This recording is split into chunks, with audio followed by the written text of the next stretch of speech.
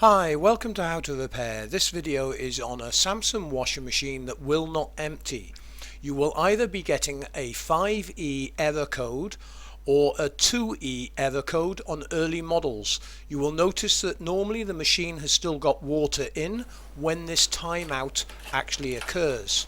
Now the first thing you should do is check the pump for any debris. Example here, a coin. Also make sure that the propeller on the actual pump itself can turn freely. You should feel it clicking as it's a magnetic pump. If that is not the problem, then you need to dismantle the machine. Now you need to unplug the machine from the electricity supply before starting any work. I'm going to remove the lid. I'm also going to remove the back panel just to let some extra light in, and then we'll remove the front panel on the machine. It is worth noting that sometimes the waste hose is fitted underneath the sink, and therefore you might have a blockage in the actual bayonet fitting itself. So just strip that down and have a look before you start stripping down the machine. Now the first thing that needs to be done is the machine is normally stopped full of water. On some models of Samsung machine there is a drain off hose which has a bung in the end of it. And while the machine is draining down, we'll just undo the two screws inside the facial panel. Make sure you keep these two screws separate as they are stainless steel. This is to stop corrosion as there's a lot of water in this area. And then there is one small screw on the side of the facial panel. We'll be able to lift up the facial panel and just move it away slightly. And this will then give us access to the three screws underneath. But first we'll remove the door interlock and take off the door seal on the front panel. The door seal retention band is held together via a spring. You might want to use a small screwdriver just to get underneath the spring to pull the wire clip off. Be careful not to damage the door seal. Then just peel the door seal off the panel. And now we're ready to undo the three screws on this model of machine that are underneath the facial panel. There is also a lug which the panel sits on, just here. So once you've got the three screws undone here, we'll now remove the four screws at the bottom. While I'm doing this, you will find links on the video that will take you through to the full tutorial on the website and also to the parts for your machine. On the tutorials you will find other videos as well that will help you fix other problems with Samsung washing machines. Just go to the repair guides and then type in Samsung and you should find all the tutorials. I'm just removing the earth wire here, which will make it easier to get the pump out. Now there are two screws on the front of the pump. These need to be removed.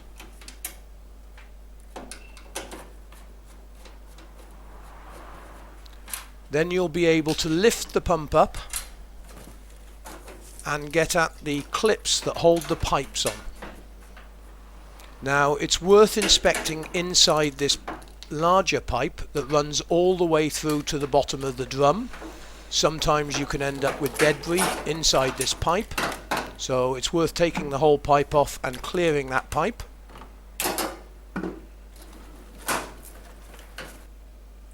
Now there's a little clip on this type of pump which gives you access to the terminals on the pump. Only two wires. But if you're in any doubt whatsoever, all you'll need to do is take a photograph just to make sure you get them back on correctly. The pump consists of three parts mainly. You have the pump filter, the pump housing and the pump motor. On some models of machine they only sell the complete unit, but on other models of machine you are able to buy the motor separately. As I said, you will need your full model number to actually find out what parts are sold for this machine, and you can enter that into the website. It's also worth noting to mark up where the pump came from on the filter so you align the new pump correctly. Now the pump sometimes has a number on it which may be the part number.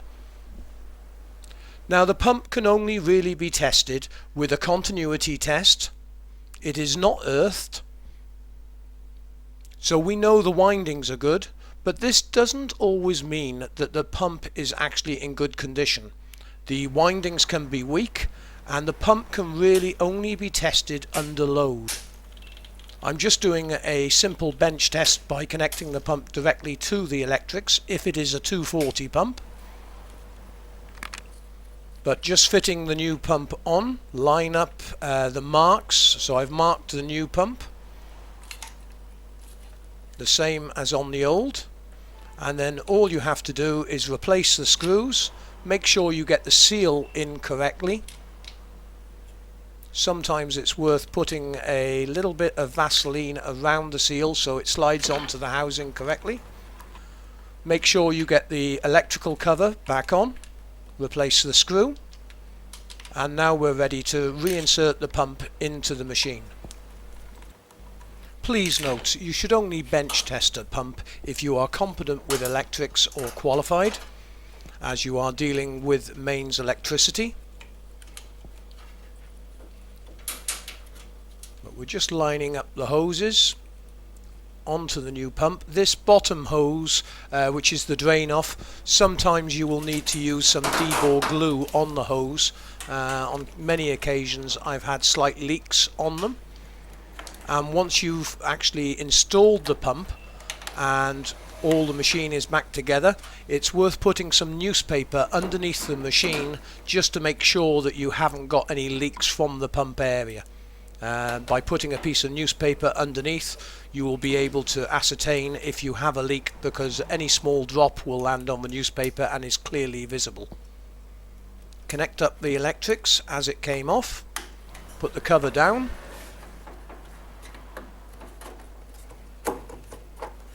and make sure all the pipes are lined up correctly as they came off. And as I said earlier, this sump hose that runs to the bottom of the drum is worth taking off completely. Also note, if you cannot remove the filter at the beginning, sometimes the filter is so clogged you're not able to unscrew it. And therefore the only way of getting it off properly is to take the whole pump off and strip it down before removing the filter, as this will stop you damaging the filter and the threads. Sometimes people turn them too hard and it actually breaks the filter. So we'll just replace all the screws now on the main facial panel, then we'll replace the door seal and the door interlock. While I'm doing this, do remember to support the website by subscribing to our social media and YouTube channel, as that's what keeps us going and able to make these free videos for you.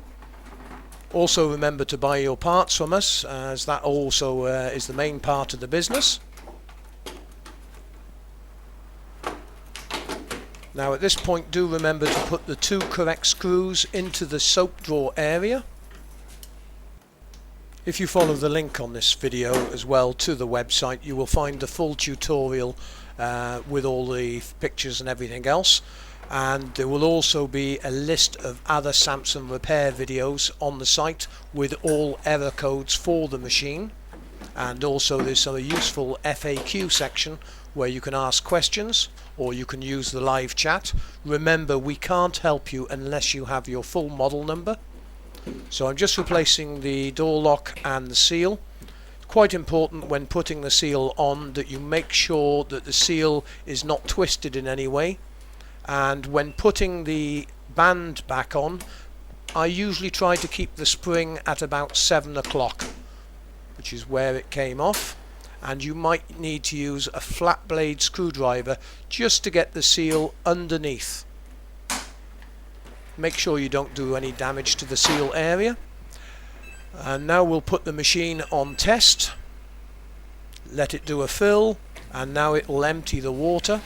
And there you go, the water is now being pumped out of the machine. I hope you found this video helpful. Please remember to subscribe to our channel and our social media, and you can always support the website by clicking on the Buy Paul a Beer button and donating to the website. Thanks very much indeed for watching. I hope you found this video helpful.